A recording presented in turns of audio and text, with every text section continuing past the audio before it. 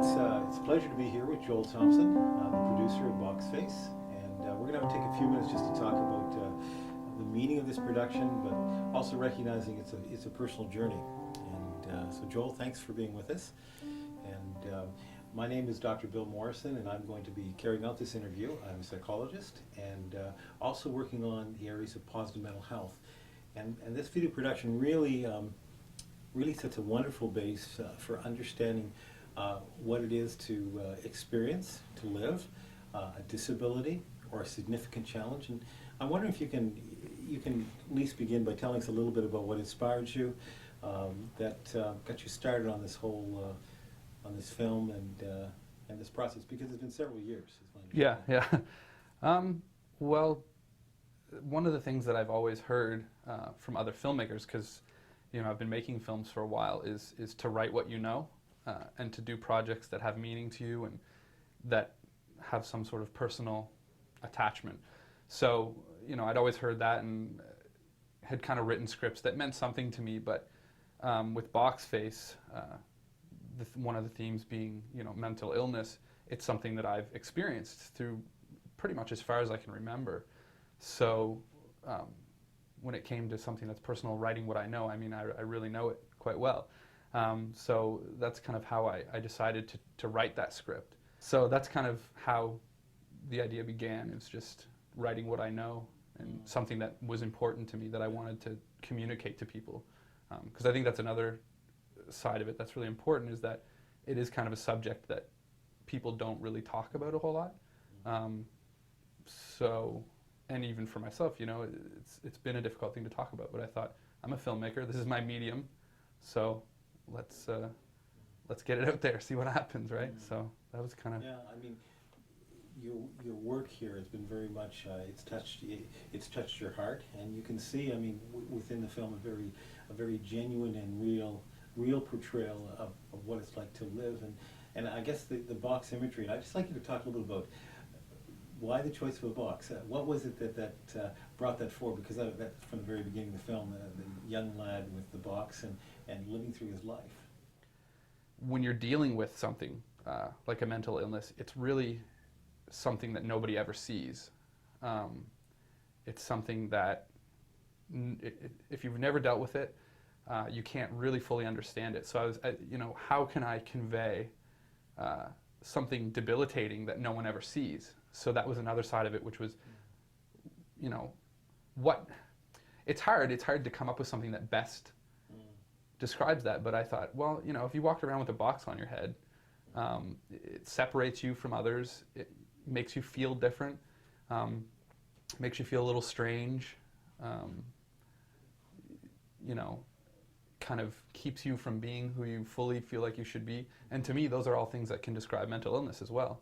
Yeah, I think the way that intense understanding that something that's hidden to most of us, and yet so real. The film depicts it as a box that is there in reality. So, and he wears it through his life. Yeah. So it's something that is very real, and I think that awareness of what it's like to live in the confines, and you mentioned about what is the potential of the person, because there are challenges. Yeah. And I think we all experience, maybe mental illness could be a variety of things, but there are things that pose challenges in our life.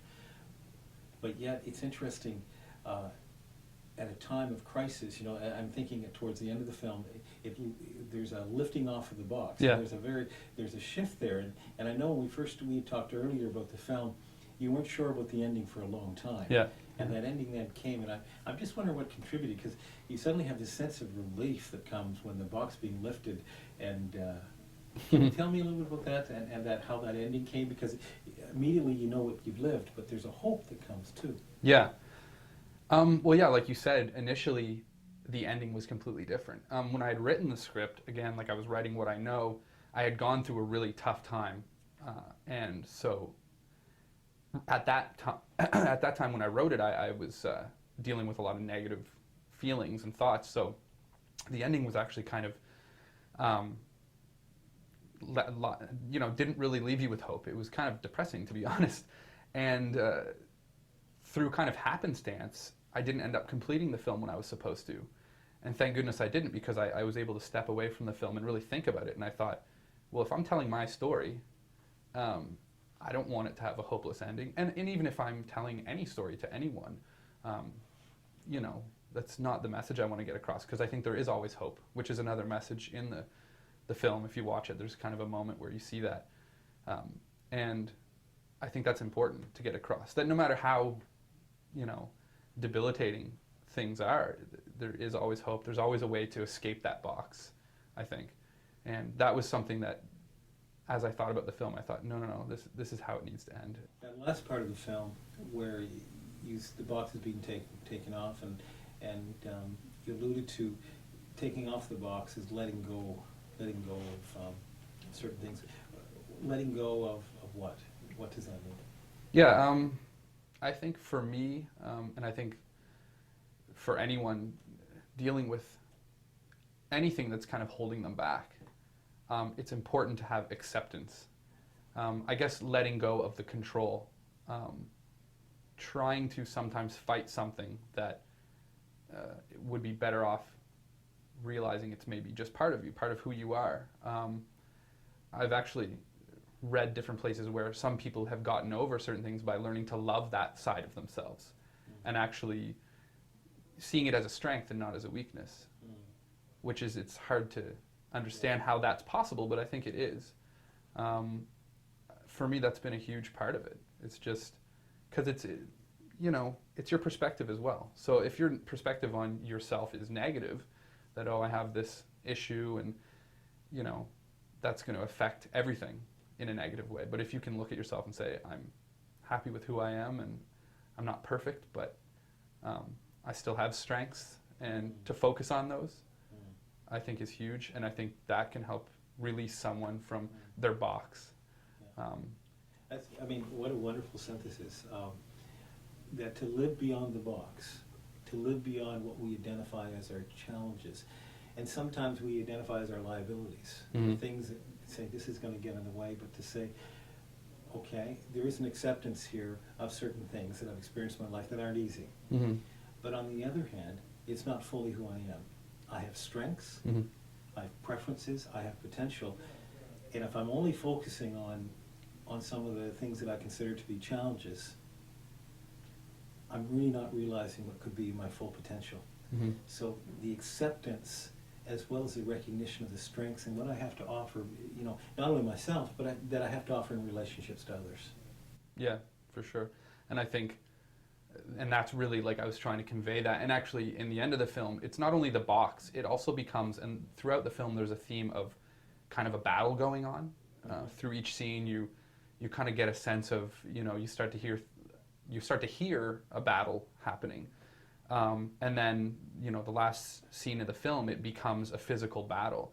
So it's not only the box, but now it's actually, you know, fighting that battle. And I knew that once I realized I wanted to have a hopeful ending, I knew that I wanted to show him realizing that, you know, letting go, as like I said before, letting go of the control and not fighting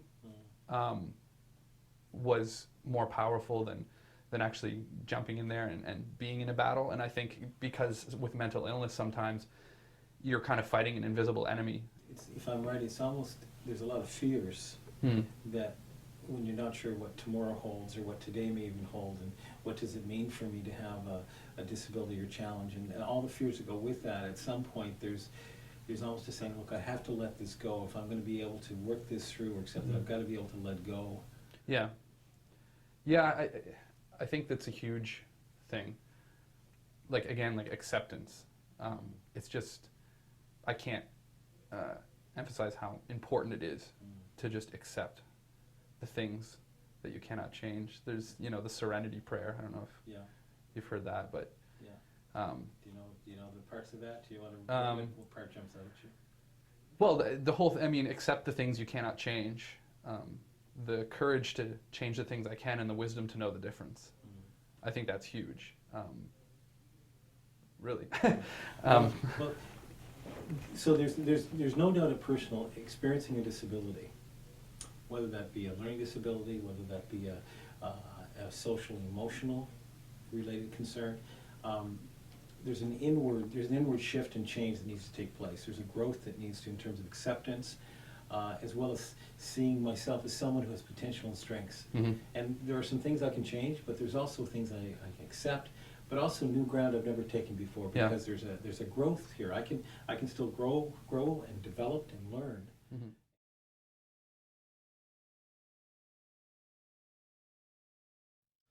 Now, I want to shift for a moment from the individual. I want to shift to the community they live in. And when I think of community, I think of the film.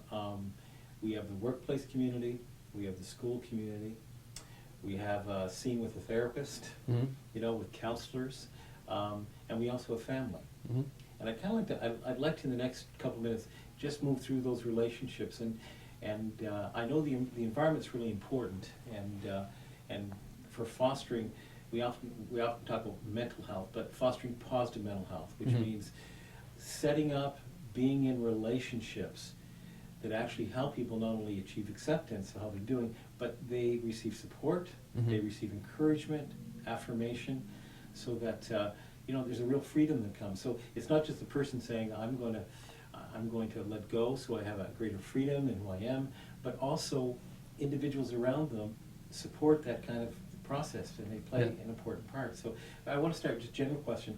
How important are relationships in our mental health, in our sense of self, in our potential? What are your thoughts there? Relationships, in my opinion, are hugely important, and one of the keys to that freedom that comes with, you know, freeing yourself of the box or whatever negative thinking, and realizing your strengths. I think you need encouragement from other people, because no matter how much you sit in a room and say to yourself, I'm awesome and I can do this, you know, it never amounts to as much as if someone else says you're awesome and you can do this. So I couldn't put a value on how important it is to have good relationships and positive reinforcement and encouragement from people. Okay, so I want to take you now to the small child in the classroom setting, those opening scenes to Boxface.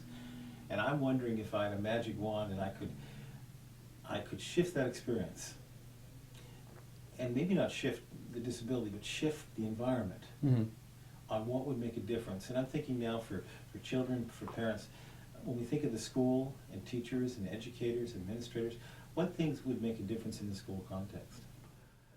For me, some of the issues were just, when you're a child and you're in a classroom, it's you kind of blend in amongst all the kids. There's not a lot of individual attention. And also, as adults, we have to understand that school is stressful for kids. Just going to school is stressful. There's a lot of pressure from other kids to be popular, to be cool, to be smart, to dress well, to look good. Like there's so much pressure on these kids. For me, you know, all of that just kind of amounted to, I would get anxious in class. But you don't want to draw attention to yourself. The last thing a kid wants to do is stand out. So you internalize things and you try to deal with it on your own.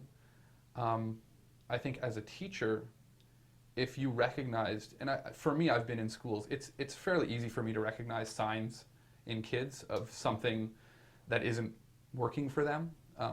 You know, in my film, the kid, it's obviously a bit exaggerated, but he's fidgeting, kind of breathing heavily, like spaced out a little bit. To me, those are all signs that maybe a kid is not dealing well with the environment.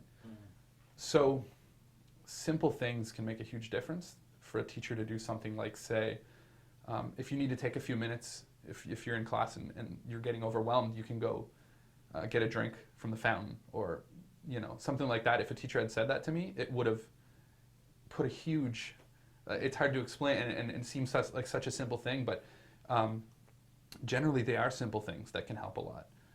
Things that don't really take a lot of work, but just, even if you, let's say, would notice that in a kid, that there's something, they're acting a little strange, asking that kid, are you okay? Is there something that you need? Do you want to go for a walk? Do you need a drink of water? You know, like it seems so simple. The thing that you drew out first is that you know, you observe and you see that something's happening. So as an educator or a teacher or helper, it's to recognize something's not working that well. Yeah. You know, there's something happening in terms of adaptation, the social aspect, And it's being sensitive to that, not to pick you out of class, Yeah. but to extend understanding, whether that be, listen, if you need to have some time, you take that time. Yeah. Or even saying, look, let's take a walk together later and have a chance to chat, like check Yeah, in. absolutely. So those things, from what you're telling me, can make a huge difference. Yeah. They lower anxiety as opposed to increase it. Well, for sure. And for me, the problem is that when I started to get attention from the teachers, it was negative attention. So it wasn't them necessarily recognizing that maybe I needed encouragement, support. It was, he's acting out, I started missing a lot of school. And, well, guess what happens? That just feeds the problem. You just start to internalize more. You think, there's something wrong with me. When I miss school, the teachers get upset about it. I start to get behind on work. Then the parents get upset about that. It becomes kind of an avalanche of things. So in some ways, when that support isn't there, or that understanding, and even some accommodations aren't there, then those unmet needs, anxiety goes up, and sometimes the outcome's behavior. So behavior that further separates the relationship, and maybe even further colors understanding, because now we're seeing behavior. So the question is not what's going on, but how do we manage behavior? Yeah. So the emphasis shifts, and we miss the whole absolutely. reason. Yeah, it's like, oh, well, this kid we need to be more stern with them.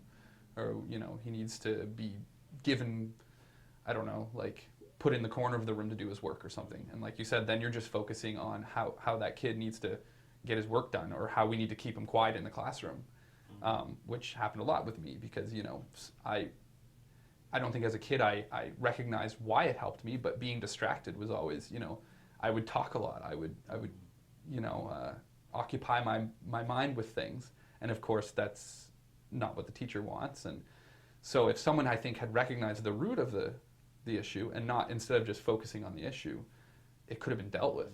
We could have started to think of things. And like I said, it could have been, and I think it usually is with kids, sometimes the simplest solutions. I liked your word, you say, we could think of things. Immediately you're saying, we're going to work as a team. Yeah. There's going to be a collaboration here, not a spectacle in a group where I'm correcting you or something, but we'll work together. Absolutely. Because no kid wants to be different or make, and no kid really wants to make things difficult for a class. And I think teachers, a lot of times it's being labeled someone who is a troublemaker or, and that's just kind of foolish, I think, because kids just want to be liked and to fit in and stuff, so. So what you're telling me is that the basic needs to want to belong, to want to feel worthwhile or competent, and even to have a age-appropriate autonomy, that those core psychological needs, they're the same whether you have a disability or you don't. I mean, the same needs. So the way in which we plan and work together may differ from one person to another, but at the end of the day, they're still the same needs that all kids have. Absolutely. And I think, I think it can be, if the signs are discovered before it becomes a disability, because, and it can be, at the kids, at the elementary school phase, are still in the, usually in the beginning phases of something.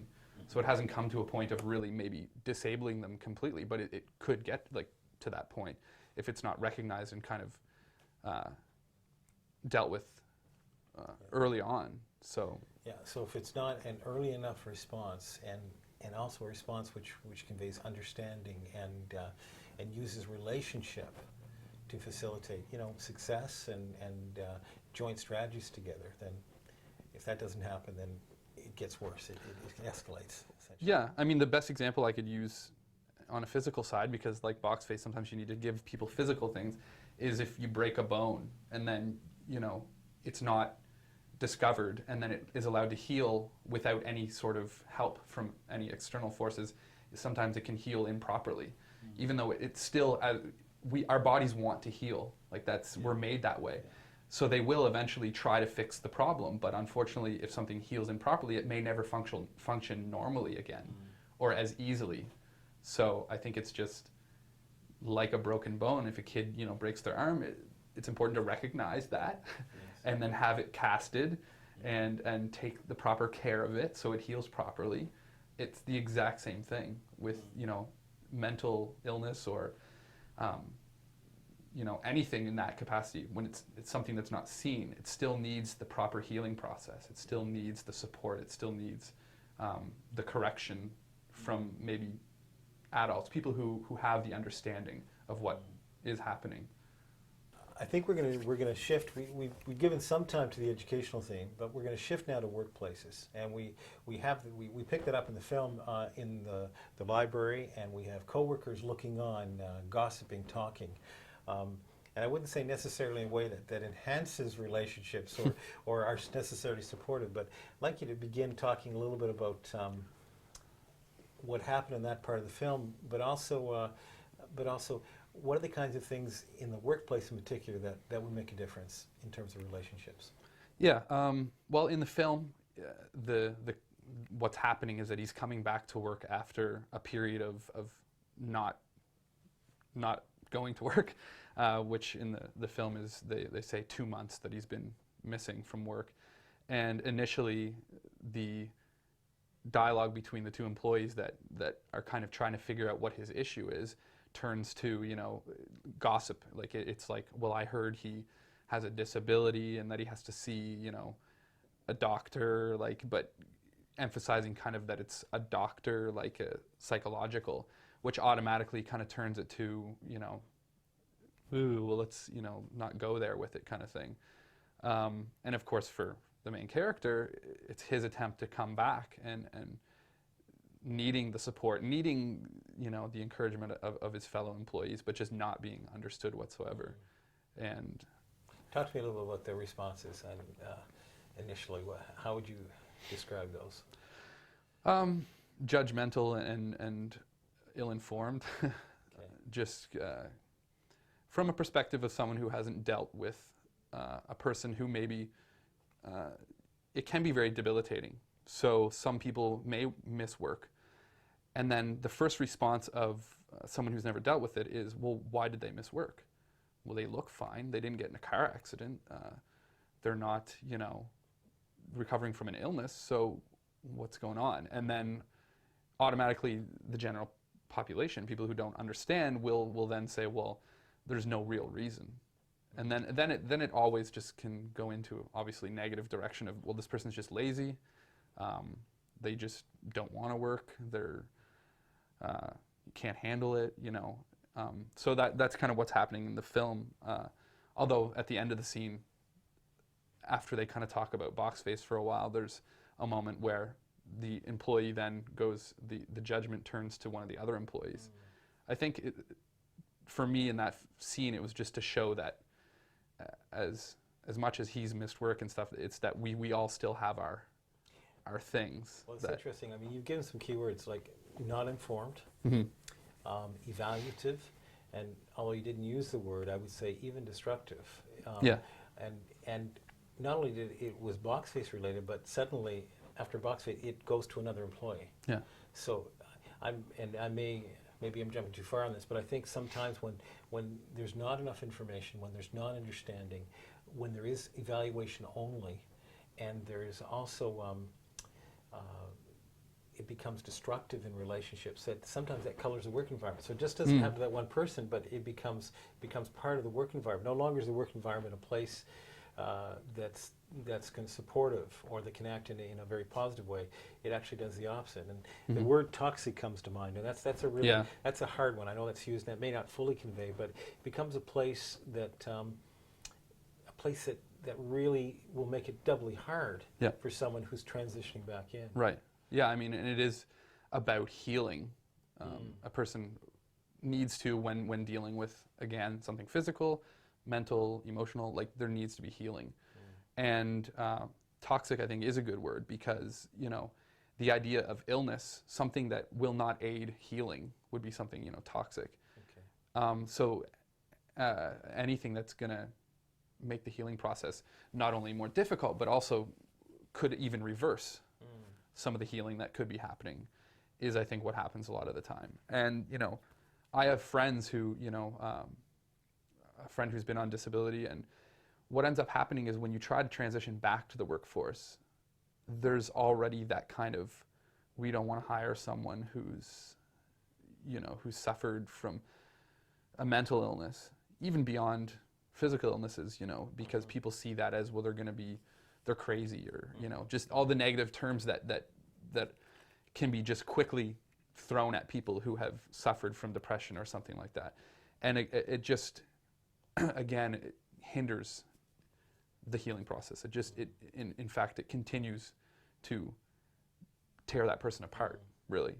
Okay, so let's flip it. Let's talk about environments, employee relationships, even manager relationships with employees that make a difference, that actually that promote healing, that promote growth and development, and actually set the basis for doing just the opposite, for living potential, for increasing quality of life. What are some of the key things there you would, how would you first describe relationships that support that kind of outcome?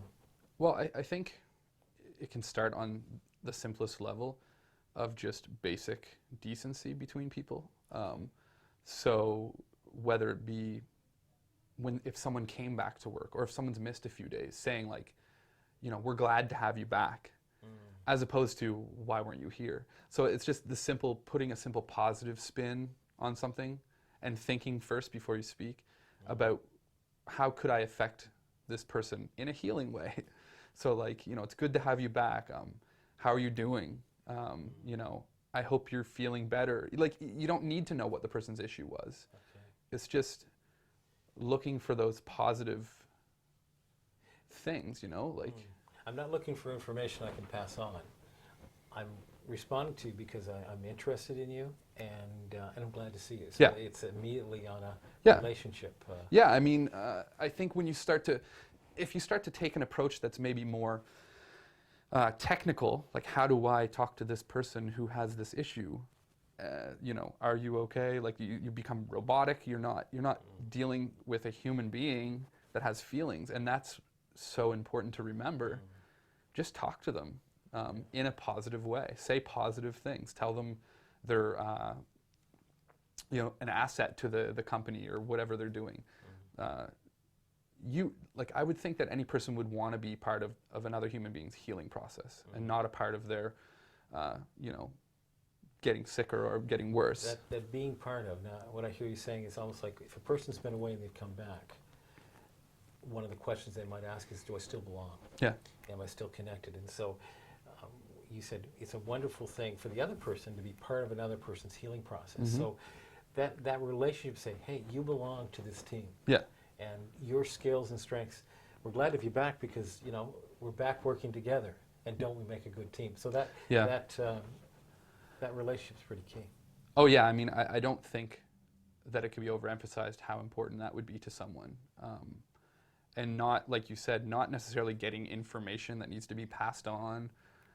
Even though, like, at the end of the day, maybe those things can be important, but not in that, I think, not in that area. Maybe when it comes to being a part of the healing process for that person, which I think is cool to think that anyone can be a part of someone else's healing. It just takes caring. It takes making that person feel important, and really treating them like they're important, and not focusing on what we don't understand, because, well, this is never going to help us anyway. to focus on things that will, asking or gossiping and saying, well, what do you think his problem is? And, So there's another part too. It's so easy. I can't talk to you. I'm afraid to talk to you. I'm not going to treat you. I'm going to be robotic if I do. So I choose to speak to another colleague. Yeah. Or if I heard some other colleagues speaking, I might, it's easy for me to join in. And at the same time, they could be, I'm just thinking those two colleagues that were talking in the film, it would have been interesting if you had entry of a third person that said, just a second here, guys, this guy's one of our teammates. Yeah. Like, what are we doing? Yeah, if we're talking about what would have, yeah, like, if I took each scene in the film and then threw in something to kind of spin it in a positive direction, that probably would have been something that could have happened, that just to switch people's, so what are we doing, guys? Like, and actually, I talked to someone recently, and not to like switch gears, but it's related, who works in a school environment. And some people were talking about a student who was dealing with something, and they were talking very negatively about it, kind of in a a lack of empathy, not really, and how important it would have been in a moment like that to somehow inject empathy into that situation. I don't know how you would do it, but and I think that's something that hopefully Boxface does to a certain degree, since it is a personal story. It's trying to convey this is how it really is difficult. This is how it really harms a person's life. It's real. It's not. So I do think that in that scene, the employees talking, if someone had just come in, you can't fight fire with fire. So come in, throw some water on that fire, just like, but we're glad to have him back. He's we're going to help him. I got a feeling that if there had been entry of someone that said that, it would have been like water on fire. Yeah. It would have just. Well, people kind of wake up. It's like, oh, well, maybe we shouldn't be, talking that way. Because I think people get caught up in gossip. Because again, I don't believe that any one person wants to harm someone. Really, they don't really think about harming them when they're doing those things. I wonder what it would be like to gossip about strength. Yeah. By the way, Johnny's not here, but I want to tell you about what they've done well. Yeah. Like that would be. Well, I think if people could think about doing that, then we could really affect each other in a positive way and really help each other instead of hindering each other to gossip positively about someone. Because really, what is gossip? Is just talking when someone's not around. But the only issue with talking when they're not around is when you're not being nice. But if you're being nice, then I think that spreads too. Just like negativity spreads, so does positivity. Yeah. So I think you're right. So the very thing we talked about it taking an environment and creating a toxic environment, the small things, the relational things where we say you're part of the team, and we build on your strengths, and we still respect you. There's been some respect is huge. We trust you. You're still there. If that can happen, even when the person's not around, that can impact a team. That can impact a culture. Oh yeah, absolutely. I mean, again, it would just, for someone coming back, you really have to try to put yourself in that person's shoes as much as possible, and think about what it would be like, because it is a difficult thing to try to reintegrate back into, and especially with a work environment, because really it's not like family or a group of friends. Like employees, you know each other, but you're not necessarily super good friends. Yeah. It kind of does lend itself to gossip and things like that, because in a lot of times people aren't happy at their workplace. So in some ways, you got to be intentional about this. Yeah, absolutely. Yeah, it's a decision to say to yourself, I'm gonna help this person. I'm gonna work to make this person's return better, or even if it's not a return, even if it could just be one day where you notice someone. I think we're better as human beings at being in tune with each other than we think we are. We don't give ourselves enough credit. I think we can tell when someone else is suffering, even if it's something like, oh, he didn't have his coffee this morning. Those little things, and how much of a difference it could make to maybe just go to that person, knock on the door, and say hope you're having a good day. Imagine. So take the time. Absolutely, yeah. Take the time, do something small, because you never know how it may impact a person in a large way. I don't think any small positive thing actually has any small effect. It's, I think, always bigger than you could ever plan on. That's excellent. Yeah. Well, thanks so much.